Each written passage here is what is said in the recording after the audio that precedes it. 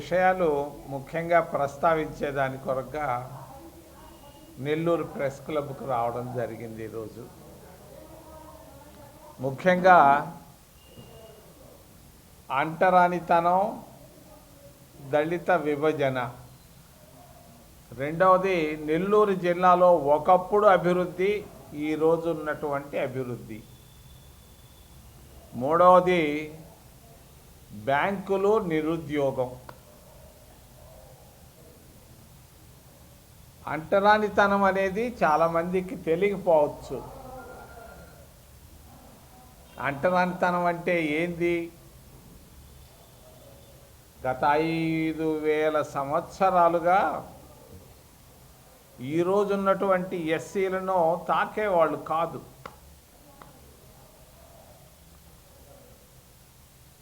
చాలా క్రూరంగా ఉండేది అంటరానితనం అనేది. ఆ రోజుల్లో దళితులు తిరగాలి, బయటకు రావాలనంటే మూతికి ముంత పెట్టేవాళ్ళు, వెనకాల తాటాకు కట్టేవాళ్ళు. రోడ్లపైకి రానిచ్చేవాళ్ళు కాదు, బళ్ళల్లోకి రానిచ్చేవాళ్ళు కాదు, గుళ్ళల్లోకి రానిచ్చేవాళ్ళు కాదు. మహాత్మా గాంధీ గారు స్వతంత్రం రాకముందు దేశంలో మొత్తం తిరగడం జరిగింది. నెల్లూరుకు రావడం జరిగింది. నెల్లూరులో ఒక గ్రామంలో రాత్రి నివాసం చేయడం జరిగింది, ఎల్లాయపాళ్యం అనే ఒక ఊర్లో. ఆ రోజుల్లో 100 సంవత్సరాల క్రితం కార్లు ఉండేది కాదు నెల్లూరులో. బుచ్చిరెడ్డిపాళ్యంలో ఒక కారు, ఎల్లాయపాళ్యంలో ఒక కారు ఉండేది, దొడ్లోళ్ళకు ఒక కారు, ఇంకొక ఆయన బెజవాడ వాళ్ళకి సంబంధించినటువంటి వాళ్ళకి కార్లు ఉండేవి. మహాత్మా గాంధీ గారు నాయుడుపేటకు వస్తే నాయుడుపేట నుంచి మరి ఒంగోలు దాకా ఒక కారులో తిరిగాడు.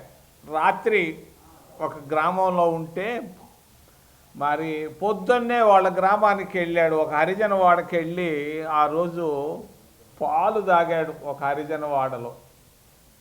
అది ఆ రోజుల్లో ఉన్న చాలా గొప్పగా చెప్పుకున్నారు. ఆ రోజుల్లో అంటరానితనాన్ని మహాత్మా గాంధీ గారు ఏ విధంగా బయటకు తీసుకొచ్చారు, దాన్ని ఏ విధంగా నిర్మూలించారు అనేది.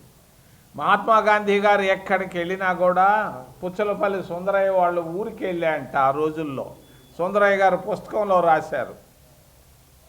5 నిమిషాలు మాట్లాడారు మహాత్మా గాంధీ కొరకు. ఒక రోజంతా 24 గంటలు మేము ఆలస్యంగా వస్తే మేమందరం చూసాము. ఆయన 2 విషయాల గురించి మాట్లాడాడు. ఒకటి అంటరానితనం, రెండోది స్వతంత్రం దేశానికి.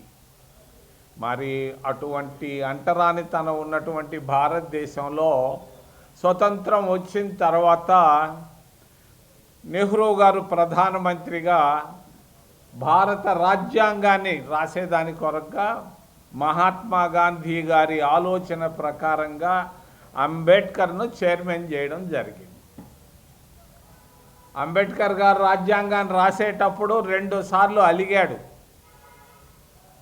సమానత్వం, వాక్ స్వాతంత్రం, మరి పత్రికా స్వేచ్ఛ, ఇటువంటి విషయాలలో ఎస్సీలకు రిజర్వేషన్లు, ఎస్టీలకు రిజర్వేషన్ల విషయంలో అక్కడ ఉన్నటువంటి దాదాపు 150 మంది సభ్యులు ఒప్పుకోలేదు. అంబేద్కర్ని బాగా ఇబ్బంది పెట్టారు. అంబేద్కర్ గారు ఇష్టం లేకుండా జాబు రాశాడు. నాకు వద్దు ఈ పదవి, ఈ చైర్మన్ పదవి అని రాసి అంబేద్కర్ గారి భార్య ద్వారా జవహర్లాల్ నెహ్రూ గారికి జాబ్ పంపించడం జరిగింది. నెహ్రూ గారు ఆ జాబును చూసి ప్రధానమంత్రిగా జాబును చించేసి, ఈ ఆలోచన మహాత్మా గాంధీ గారి ఆలోచన అంబేద్కర్ని చైర్మన్ చేయడం అనేది. ఎట్టి పరిస్థితుల్లో అంబేద్కరే ఈ రాజ్యాంగాన్ని పూర్తి చేయాలి అని అంటే ఆయన 2 సార్లు అలిగినా కూడా ఆ రోజు ఉన్నటువంటి ప్రధానమంత్రి నెహ్రూ గారి ఆలోచన ప్రకారంగానే, మహాత్మా గాంధీ గారి ఆలోచనల ప్రకారంగానే భారత రాజ్యాంగాన్ని పూర్తి చేయడం జరిగింది. ప్రపంచంలో ఇటువంటి రాజ్యాంగం ఎక్కడా లేదు. అంత పెద్ద సంపన్న దేశం అమెరికాలో లేదు. మరి చైనాలో లేదు, రష్యాలో లేనటువంటి గొప్ప రాజ్యాంగాన్ని భారతదేశంలో డాక్టర్ అంబేద్కర్, మహాత్మా గాంధీ, జవహర్లాల్ నెహ్రూల కృషితో రావడం జరిగింది. ఈరోజు దేశంలో ప్రజాస్వామ్యం కాస్తో కోస్తో ఉంది అని అంటే ఆ భారత రాజ్యాంగం వల్లే, వాళ్ళ స్ఫూర్తి వల్లే. మరి ప్రధానమంత్రి జవహర్లాల్ నెహ్రూ దేశంలో ఎస్సీలకు రిజర్వేషన్లు తీసుకురావడం జరిగింది. ఈరోజు 15% రిజర్వేషన్లు ఇస్తున్నారు ఎస్సీల కంటే. ఆ రోజు కాంగ్రెస్ పార్టీ తీసుకొచ్చినటువంటి ఆలోచన విధానం 7.5% రిజర్వేషన్లు ఎస్టీలకు ఇస్తున్నారు అనంటే కేవలం మరి కాంగ్రెస్ పార్టీ ఆలోచనతోనే 7.5% రిజర్వేషన్లు గిరిజనులకు ఇస్తున్నారు. ఒకప్పుడు యానాదులు, చల్లా యానాదులు అనేవాళ్ళు. ఆ వెన్నెల కంటే రాఘవయ్య గారు, ఏనుగు పట్టాభిరామరెడ్డి గారు, వాళ్ళందరూ చేసినటువంటి కృషి, స్ఫూర్తి మర్చిపోలేంది, గుర్తు చేసుకోక తప్పదు. నెల్లూరు జిల్లాలో ఈరోజు మరి సోనియా గాంధీ కృషితో, ఎక్కడున్నాడో మహారాజు అర్జున్ సింగ్ గార్ల కృషితో ఓబీసీలకు 27% రిజర్వేషన్లు ఇవ్వడం జరిగింది భారతదేశంలో. మరి రాజ్యాంగాన్ని సవరణ చేసి ఈరోజు ఎస్సీల పరిస్థితి ఏ విధంగా ఉంది? అధ్వానంగా ఉంది. 3 పూటల్లో ఒక్క పూట కూడా భోజనం చేయలేకపోతున్నారు. మరి ఎస్టీల పరిస్థితి ఇంకా అధ్వానంగా ఉంది. ఈరోజు ఓబీసీల ఆర్థిక పరిస్థితులు, ఆయన ఎవరో ఒక మంత్రి శ్రీకాకుళంలో ఉన్నటువంటి కేంద్ర మంత్రి చెప్తూ బాగుందని. ఎక్కడ బాగుంది మంత్రి? నువ్వు ఎప్పుడైనా నువ్వు గ్రామాల్లో పోయి చూసావా? గుడిసెల్లో పోయి చూసావా? నువ్వు విమానాల్లో తిరుగుతా బాగుంది అని అంటే ఓబీసీల ఆర్థిక పరిస్థితులు చాలా అధ్వానంగా ఉన్నాయి. ఎస్సీల ఆర్థిక పరిస్థితులు చాలా అధ్వానంగా ఉన్నాయి. నిరాశ నిస్పృహల్లో ఉన్నారు భారతదేశంలో. ఈరోజు దాదాపు 100 కోట్ల మంది పైన ఉన్నటువంటి ఎస్సీ, ఓబీసీలు, ఎస్టీలు. మరి ఈ పరిస్థితుల్లో ఈ మధ్య చంద్రబాబు నాయుడు, మా జిల్లా ఆయన, మాకు మంత్రి, మాకు మంచి బాగా తెలుసు సన్నిహితుడు, ఏకసభ్య కమిషన్ వేశాడు. ఒక ఆయన ఉత్తరప్రదేశ్ నుంచి ఐఏఎస్ ఆఫీసర్ రిటైర్ అయిన వాడిని తీసుకొచ్చి అక్కడ పెట్టాడు. తీసుకొని వచ్చి పెట్టి ఏం చేశాడు? ఏకసభ్య కమిషన్లో వాడికి అంటరానితనం అంటే తెలీదు. ఎస్సీలను కూడా తాకడు, ఎస్సీలను ఇళ్ళకి రానివ్వడు, చెప్పులు తీసి పోవాలంటే ఆయన ఆఫీస్కి. అటువంటి మిశ్రాన్ని తీసుకొచ్చి ఏకసభ్య కమిషన్ వేయడం అనేది చాలా తప్పు, పొరపాటు. మరి ఈరోజు ఉన్నటువంటి ఎన్డీఏ ప్రభుత్వం, చంద్రబాబు నాయుడు తీసుకున్న నిర్ణయాన్ని నేను ఖండిస్తున్నా. మరి అంతేకాదు, జనాభా లెక్కలు తీయాల్సింది రిజిస్ట్రార్ జనరల్ ఆఫ్ ఇండియా అని ఒక ఆయన ఢిల్లీలో ఉంటాడు, ఆయన తీయాలి. మరి అట్లా కాకుండా మరి మా మిత్రుడు కుమారుడు ముఖ్యమంత్రిగా ఉన్నప్పుడు సచివాలయాలను పెట్టాడు, గ్రామ సచివాలయాలు. ఆ సచివాలయాల్లో మీసాలు లేని వాళ్ళు, మీసాలు రాని వాళ్ళు, పెళ్లి కాని పిల్లకాయలు తీసుకొచ్చిన దానికి లెక్కకు రాదు, తప్పు. ఆ జనాభా లెక్కల ప్రకారంగా ఎస్సీలను విభజన చేయడం అనేది పొరపాటు. ఎక్కువ మంది ఎస్సీలను ఓబీసీల లెక్కల్లో రాసి ఉన్నారు. నేను ఖండిస్తున్నాను దీన్ని. మరి చంద్రబాబు నాయుడు తీసుకున్న వైఖరి చాలా తప్పు, తప్పు, తప్పు. ఈరోజు రాష్ట్ర విభజన జరిగింది. ఆంధ్రప్రదేశ్ రాష్ట్రం ఎలా, ఎందుకు జరిగింది చాలామందికి తెలియదు. ఢిల్లీ వాళ్ళు చేశారు. ఢిల్లీ వాళ్ళు చేసింది కాదు. దీనికి బీజం, విత్తనం పడ్డది తెలుగుదేశం ప్రభుత్వం, తెలుగుదేశం పార్టీ మొదలైన తర్వాత. ఎస్సీలు అనేవాళ్ళు 20% ఉన్నారు. వీళ్ళని చూడాలి, వీళ్ళని విభజించుకొని పరిపాలించాలన్న ఆలోచనతో వచ్చారు తెలుగుదేశం పార్టీ. ఆ రోజు పర్వతనేని ఉపేంద్ర అనే ఆయన ఒకప్పుడు నాకు చెప్పేవాడు, ఎస్సీలను మాలా మాదిగలను విభజించుకొని మనం ఎవరో ఒకరిని తీసుకుంటే బాగుంటుందన్న ఆలోచన కనీసం 4 సార్లు నాకు చెప్పాడు. తెలుగుదేశం పార్టీ పుట్టిన తర్వాత ఎస్సీలను మాలా మాదిగలుగా విభజిస్తూ వచ్చారు. ఈ విభజన వల్లే యునైటెడ్ ఆంధ్రప్రదేశ్ అనేది 2 ముక్కలైంది. ఢిల్లీ వాళ్ళు చేసింది కాదు, తెలుగుదేశం నాయకులు చేశారు. కొంతమంది కాంగ్రెస్లు కూడా ఒకరిద్దరు నాయకులు, వాళ్ళ పేర్లు నేను చెప్పటం లేదు. 1994లో కాన్షీరామ్ అనేవాడు ఒకడు వచ్చాడు. 93లో ఉత్తరప్రదేశ్లో ములాయం సింగ్ అనే ఆయన ముఖ్యమంత్రి చేసిన తర్వాత ఆంధ్రప్రదేశ్ రాష్ట్రంలో కూడా ఎస్సీలను ఓబీసీలను కలపాలన్న ఉద్దేశంతో, ఇక్కడ ప్రభుత్వాన్ని ఏర్పాటు చేయాలన్న ఉద్దేశంతో ప్రతి మండలం తిరగడం జరిగింది. దాదాపు 1700 మండలాలు తిరిగాడు ఆయన. తిరిగినప్పుడు పడ్డది మనసులో, అరే ఎస్సీలు ఓబీసీలు కలిస్తే మనకు నష్టం వస్తుంది ఉత్తరప్రదేశ్ లాగా అని అనుకొని వీళ్ళు ఎస్సీలనే 2 చేస్తే బాగుంటుందన్న ఉద్దేశంతో వీళ్ళకి తగాదాలు పెట్టారు. గ్రామాల్లో పెడుతుంటారు తగాదాలు, కళ్ళు పోసి సారాయి పోసి తగాదాలు పెడుతుంటారు. అట్టాగే మాలా మాదిగల మంది తగాదాలు పెట్టి మొత్తానికి వీళ్ళని విభజన చేసి, ఆ విభజనలోనే భాగం ఈరోజు ఆంధ్రప్రదేశ్ రాష్ట్ర విభజన. రాష్ట్రం 2 కావడానికి కారణం దళిత విభజనకే కారణం అని నేను తెలియజేస్తున్నా. దీని జోలికి పోవద్దు చంద్రబాబు నాయుడు. నువ్వంటే నాకు అభిమానం ఉంది, కష్టపడి పైకి వచ్చావు, ముఖ్యమంత్రి అయ్యావు, 3 సార్లు 4 సార్లు అయ్యావు. నీకెందుకు వీళ్ళు ముడ్డిలో ఏలు ఎందుకు పెడతావు అని నేను అంటున్నాను ఆయన్ని, చంద్రబాబు నాయుడిని. వద్దు దాని జోలికి బాబాకు. అక్కడ మాదిగలు ఎక్కువ మరి తెలంగాణలో, ఇక్కడ మాలలు ఎక్కువ, 190 మంది వీళ్ళు ఉన్నారు. వీళ్ళ జోలికి పోతే నీకే నష్టం, నాకేమి లేదు. నష్టం కష్టం రాబోయేది తెలుగుదేశం పార్టీకి, ఆ అధినేత కుమారుడికే నేను తెలియజేస్తున్నాను సున్నితంగా.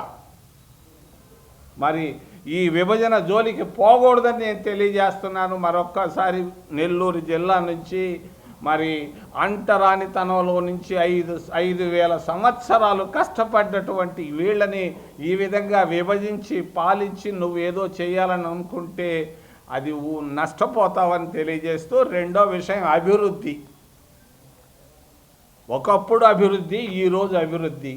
తెలుగుదేశం పార్టీ ఎన్డీఏ ప్రభుత్వంలో అభివృద్ధి అనేది పూర్తిగా ఆగిపోయింది. కాంగ్రెస్ పార్టీ ఉన్నప్పుడు తీసుకొని వచ్చాం అన్నీ. శ్రీహరి అంతా సంకలెగరేసుకుంటున్నారు 100వ లాంచింగ్ చేశామని. కాంగ్రెస్ పార్టీ మరి జవహర్లాల్ నెహ్రూ ఇందిరాగాంధీలు తీసుకొచ్చినటువంటి శ్రీహరికోటలో ఈరోజు అంతరిక్షంలోకి వెళుతున్నాం. కాంగ్రెస్ పార్టీ సాధించినటువంటి ఘన విజయం. రెండోది శ్రీ సిటీ, డాక్టర్ మన్మోహన్ సింగ్ గారు తీసుకొచ్చినటువంటి ఆర్థిక మండళ్ళ వల్లే ఈరోజు 100 పరిశ్రమలు అక్కడ వచ్చాయి. మూడోది అక్కడ చూడు కృష్ణపట్టణం, కాంగ్రెస్ పార్టీ తీసుకొచ్చినటువంటి విధానం అది. దానివల్ల ఈ ప్రాంతంలో ఆ రోజుల్లో మేము చిన్నప్పుడు పవర్ ఆఫీస్ అని ఒకటి ఉండేది కోవూరులో, అది చూసేదాన్ని పోయేవాళ్ళం మేము. పెద్ద అభివృద్ధి అని.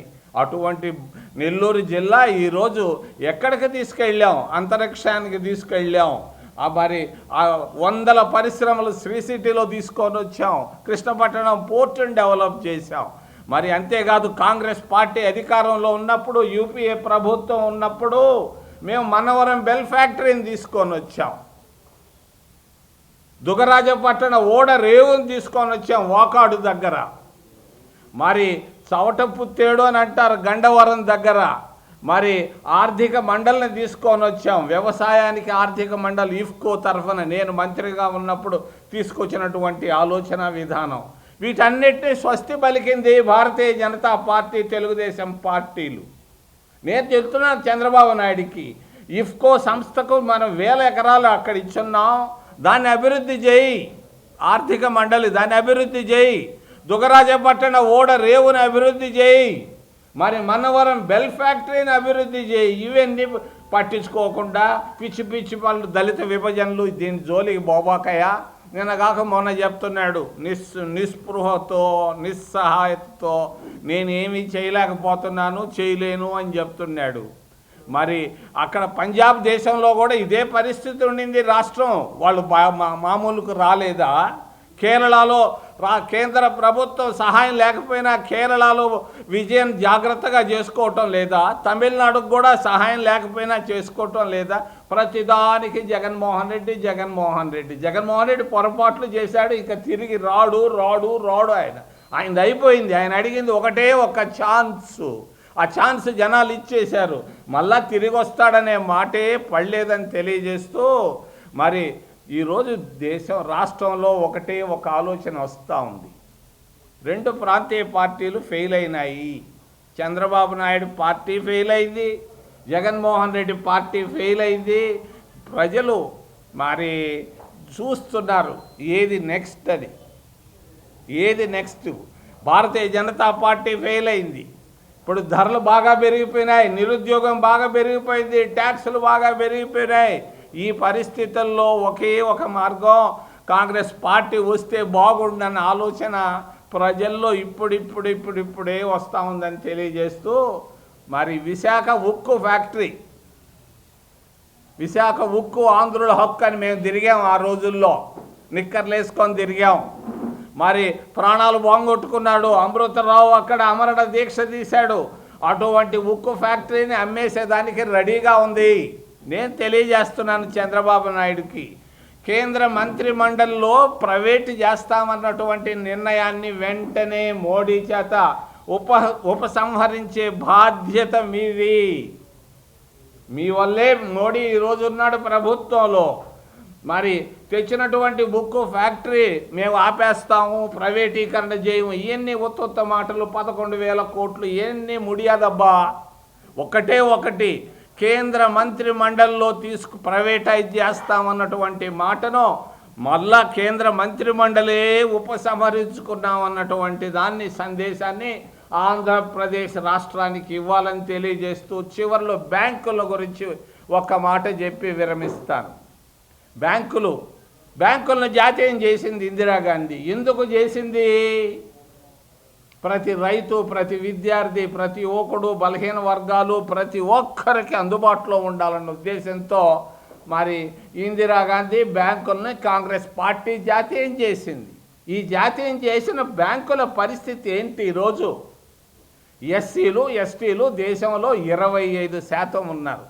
ఈ 25% ఉన్నటువంటి ఎస్సీ, ఎస్టీలకు ఇచ్చేటువంటి బ్యాంకు లోన్లు 1% లోపు. 1% లోపు. మరి ఈరోజు ఎంతోమంది పెట్టుబడిదారులు ఉన్నారు. ఒక పెట్టుబడిదారుడికి భారతీయ జనతా పార్టీ 45,000 కోట్ల రూపాయలు అప్పు ఇచ్చింది. 45,000 కోట్ల రూపాయలు ఒక వ్యక్తికి ఇస్తే ఆ అప్పు ఎన్పిఏ అయింది, బ్యాడ్ డెట్ అయింది. తిరిగి కట్టలేకపోతే దాన్ని మాఫీ చేసింది భారతీయ జనతా పార్టీ దేశ ప్రధానమంత్రి చొరవతో. మరి 45 కోట్ల రూపాయలు ఆయన కట్టాడు. 450 కోట్ల రూపాయలు, 45,000 కోట్లు తీసుకున్న ఆయన 450 కోట్ల రూపాయలు 1% కట్టి 99% ఎగేస్తే ఆయన ఈరోజు 10,000 కోట్ల రూపాయలు అడుగుతున్నాడు అప్పు. ఒక పవర్ ప్లాంట్ నెల్లూరు జిల్లాలో పెట్టాలని. ఈ మధ్య వచ్చిపోయినాడు ఆ పెద్ద మనిషి, మీరు చూడలేదు. మరి ఆయనకు 10,000 కోట్ల రూపాయలు ఇవ్వాలన్న ఆలోచనతో మోడీ ప్రభుత్వం ఉంది. భారతీయ జనతా పార్టీ సంపూర్ణంగా విఫలం అయిపోయింది భారతదేశంలో. తెలుగుదేశం ప్రభుత్వం కూడా ఫెయిల్ అవుతా ఉంది. చేతులు ఎత్తేసాడు, సంకలు ఎత్తేసాడు. ఆయన నా వల్ల కాదబ్బా అని అంటున్నాడు. మరి ఆయన కూడా పూర్తిగా విఫలమై ఆయన విదేశాల్లో పోయి ఉన్నాడు. ఎప్పుడు జైలుకు పోతాడో ఆయనకే తెలియదు. భారతీయ జనతా పార్టీ సహాయంతో ఈరోజు జగన్మోహన్ రెడ్డి ఈరోజు విదేశాల్లో తిరుగుతూ ఉన్నాడు. ప్రత్యామ్నాయం కొరకు దేశంలో చూస్తున్నారు. ప్రజాస్వామ్యం పైన నమ్మకం ఉండి సెక్యులర్ సిద్ధాంతాలపైన నమ్మకం ఉన్నటువంటి పార్టీలు తిరిగి రావాలని కోరుకుంటున్నారు. ఇది ఈరోజు దేశ పరిస్థితి. దళిత విభజన నేను ఖండిస్తున్నాను. బ్యాంకులు జాతీయకరణ చేసి పెట్టుబడిదారులకి వేలాది కోట్లు ఇచ్చి పేదవాళ్ళకి, నిరుద్యోగులకి ఇవ్వకపోవడాన్ని నేను ఖండిస్తూ ఏదైనా ప్రశ్నలు ఉంటే అడగమని మిమ్మల్ని చేతులెత్తి ప్రార్థిస్తున్నాను. 2 చేయడం వల్లే ఆంధ్రప్రదేశ్ రాష్ట్రం విభజించిందన్న దానిపైన నాకు నిస్సంకోచంగా నేను తెలియజేస్తున్నాను. వీళ్ళ జోలికి ఎందుకు పోవాలి, ఎందుకు పోయారని నేను అడుగుతున్నా. మీ స్వార్థ ఆర్థిక ప్రయోజనాల కొరకు, రాజకీయ ప్రయోజనాల కొరకు ఈ పేదవాళ్ళని, అంటరాని వాళ్ళని డివైడ్ చేసి రాష్ట్రాన్ని విభజించుకున్నారు. నక్కినేని నాగేశ్వరరావు కొడుకు నాగార్జున ఇల్లు కొట్టేస్తుంటే దిక్కు లేకుండా పోతే నేను బాధపడ్డాను. ఎంతటి కారణం రాష్ట్ర విభజన కాదా అని. ఈ రాష్ట్ర విభజన కారకులు ఎవరో? తెలుగుదేశం పార్టీ, కాంగ్రెస్ పార్టీతోనే వీళ్ళందరూ ఉన్నారు. వీళ్ళకి తగాదాలు పెడదాం అనుకున్నారు. గ్రామాల్లో తగాదాలు పెడుతుంటారు, కళ్ళు పోసి సారాయి పోసి తందనాలు పెట్టిస్తాం. అట్ట పెట్టి ఈరోజు రాష్ట్రాన్ని 2 ముక్కలు చేసింది. నేను తప్పనిసరిగా ఈ విభజన వల్లే తెలియజేస్తున్నా.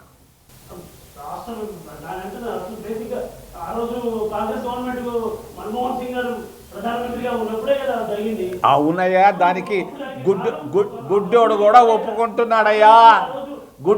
దానికి కారణాలు నేను చెప్తున్నా, చేసింది ఎవరనేది కాదు. ఆ రోజు సుష్మా స్వరాజ్ కత్తెత్తుకుంది మహబూబ్ నగర్లో, చేస్తారా చస్తారా అని. అవునా కాదా? ఒకరు కాదు, వీళ్ళందరూ జాబు రాశారు. వీళ్ళందరూ జాబు రాశారు. ఒక్క లెఫ్ట్ పార్టీలు ఎక్కడున్నారు?